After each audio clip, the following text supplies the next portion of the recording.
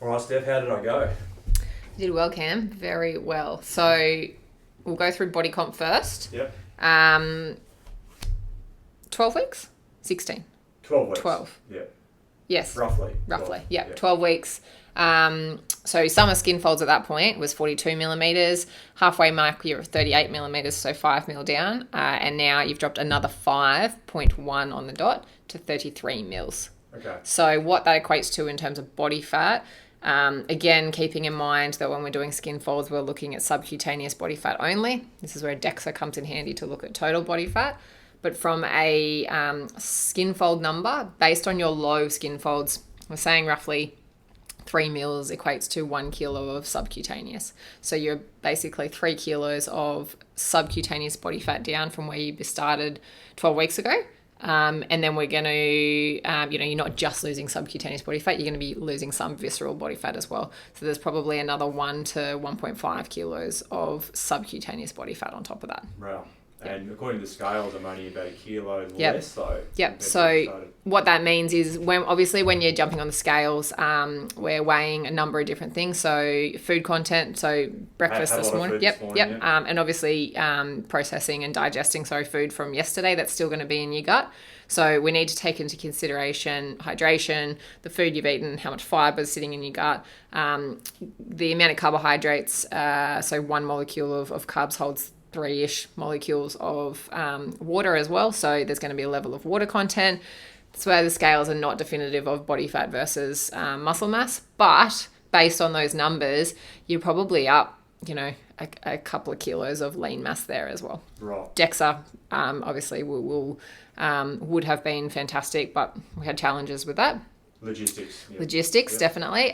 But it gives you a really good indication that you've done very, very well. You've got an increase in lean muscle mass, which means your metabolism would have increased over this time because we've got more metabolic tissue in the body. Mm-hmm. But also, I think the big thing to take away is that we can't, it highlights that you can't rely just purely on the scales to measure your success or your weight loss. Yeah, definitely. Yep. The big thing for me is that I don't feel like I'm trying that hard to Yep. be good with my diet. I don't feel like I'm dieting, and I think a big part of that has come down to fueling more efficiently around my hard training sessions. Like really loading up. Like Yep. this morning, I ate while I was training, and then I went and had a coffee and a frittata, and then I still came home and had a smoothie. Yep. So I was pretty full. I was probably an 8 out of 10 full, but I know that I'm not going to be that hungry in the afternoon because of it, and I'm training better because of it. And I think if I had to summarize the 3 key things that we've worked on and that you've done really well over this time is what you said. So strategic fueling in the mornings around those training sessions. So being more aggressive with your carbohydrate intake, really sandwiching particularly your quality sessions with more carbohydrates so that you're burning more fuel during those sessions as well, because we've got more energy available to do so, or more carbohydrate available to do so. So one, you're training at a higher level because we've got more carbohydrate available to allow that. 2, you've eaten more at the front end of the day. So whilst you've fueled better, you've also recovered better with a bigger breakfast. That has then led to you not needing those extra snacks in the afternoon because you're not chasing energy. You recovered well. You're not chasing high sugar, high calorie snacks because you're not fatigued as much as you previously were. So that's the second thing. And the third thing is I think you're having a better lunch than you were. A little bit more planned out. There's more fiber in there. You've added some veggies. You've added some salad. Not just relying on meat and bread, for example, or just an unplanned lunch in general. Way better lunch. Yep. And the bonus tip of ordering 2 wraps from Nando's Yep. instead of when you're on the road, Yep.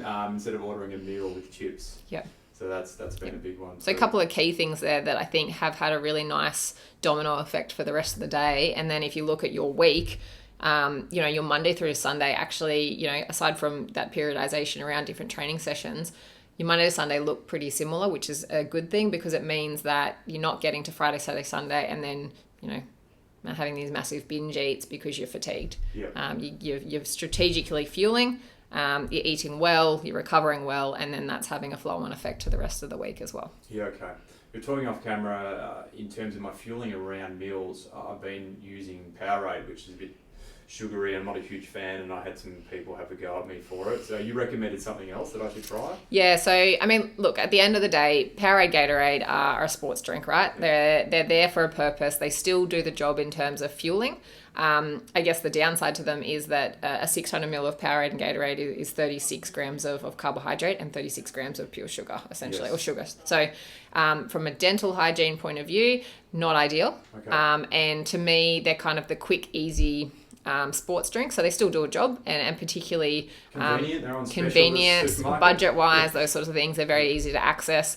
They're just not my preferred source of sports drinks. So there's a company here on the Sunshine Coast actually called Infinite Nutrition. Yep. They're probably one of my favorite. There's a couple of other brands as well that I quite like, but the reason I like them, one, they're a small business as well, so I like to support them because they've got a really fantastic product. They're really easy to work with.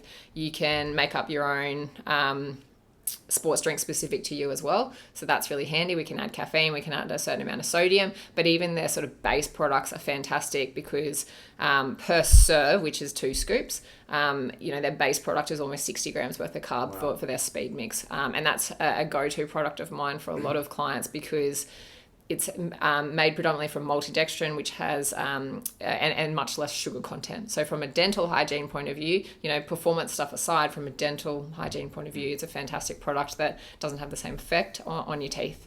Okay. And we're getting in far more carbohydrates per bottle than we are using Powerade, Gatorade. So there's so many positives to it that I find. Yeah. And as I said, there's a couple of other brands that I like, but they're a company that I really like working with. Good. And what about some feedback, I've had in the comments, is that volume of carbohydrate, that volume of sugars, external to dental hygiene, is not good for you. But I'm kind of like, well, if you're burning it, doesn't it kind of even each other out? And it's not like I'm eating that way the whole day. I'm eating fruits, vegetables. Yeah, and I think context is very important. Okay. So you're not sitting on the couch smashing, 5 bottles of Powerade watching Netflix. Yeah. Your muscles are chewing through that glycogen amount. So we have to replace that carbohydrate content. And you're not going to be sitting on the bike eating brown rice. One, logistically, that's obviously ridiculous. But two, could be a good YouTube video. Yeah, I'd like to see that. I'd have to sign a waiver for that one of injury. Yeah. But the other thing is we know that different glycemic index of different carbohydrates means that it breaks down either slower or quicker into the bloodstream. So whilst we're fueling on the bike, or through any exercise, for example, is that you have to have quick release carbohydrates available. And so, for shorter sessions, we can obviously eat before that, and that could be, comprised of good quality, complex carbohydrates. So things like your brown rice, your rolled oats, those sorts of more complex carbohydrates that have a better nutritional value. But for the longer sessions that require top-ups during training, it's just is logistically a nightmare to be eating those sort of things. Plus, it's not broken down quick enough to then be used as energy. So we have to get those higher sugar, higher glycemic carbohydrates in.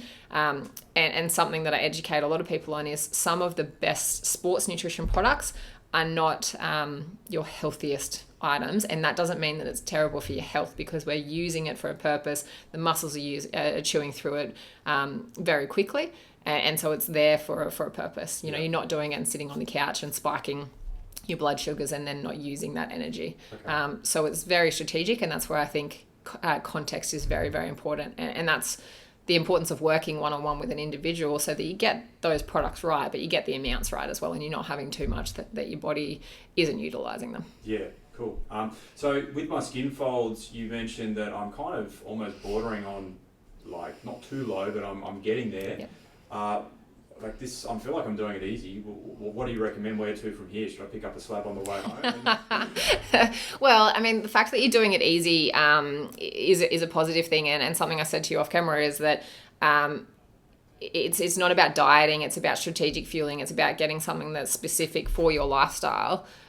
So whilst you probably feel you haven't made too many changes, you've made some significant changes that have now just become habit. So you've got a little bit more flexibility now that you don't have to be as strict. And as you said, you're not feeling like you're having to be super strict at the moment. You can be flexible with your social occasions. I would suggest that we still monitor your body composition and take skin folds in, say, 6 to 8 weeks, just to check that they're not dropping any lower. And I think, as I said off camera, we want to have that over the year kind of fluctuation between skin folds. So you don't necessarily have to be at your race skin folds all year round. And so if they do go up a little bit, it's not going to be a concern of mine. And I just don't want them necessarily dropping any lower, because that's going to have health impacts and potentially, bone density, hormones, all those sorts of things as well. From here, you've got the opportunity to eat a little bit more food if need be. Right. The way you do that is going to be up to you, and we can chat through that, whether that's, including a few more flexible meals, social meals and things like that. Keep in mind that you were probably a little bit more mindful, and you cut back on a lot of those things. So now that you've introduced a few more of those things, it might stabilize out, or it might increase, 2-3 mil, which I said, as I said, would be perfectly okay. And we just monitor it. And then if it continued to drop, we'd definitely have to add some more food in, because as I said, if your muscle mass has gone up, your metabolism has increased because we've got more metabolic tissue in the body, which means that we often have to add more food in. Yeah, okay. Or more calories in. Yeah.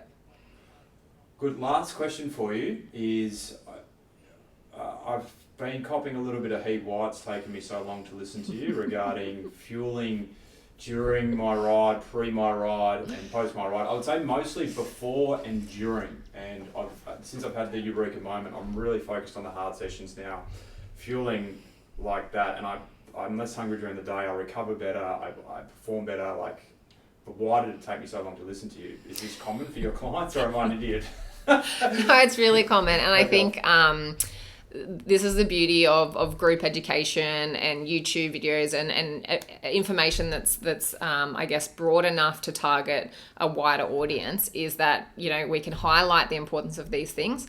But I think what it does also highlight is that until you're sitting down one-on-one with someone and actually coming up with a plan that suits your lifestyle, considering if you've got family members, considering allergies and tolerances, considering any health impacts, or health background that you currently have, and then the foods that you actually enjoy using, the products you want to use on the bike, until we have that detail, it's very difficult to implement it, or not difficult, but it's less likely that people are going to implement it into their lives unless they've got that one-on-one accountability, and then the follow-up to it as well, because we've tweaked some things over these consults. So it wasn't a one-off consult that you had and said, go away and work it out.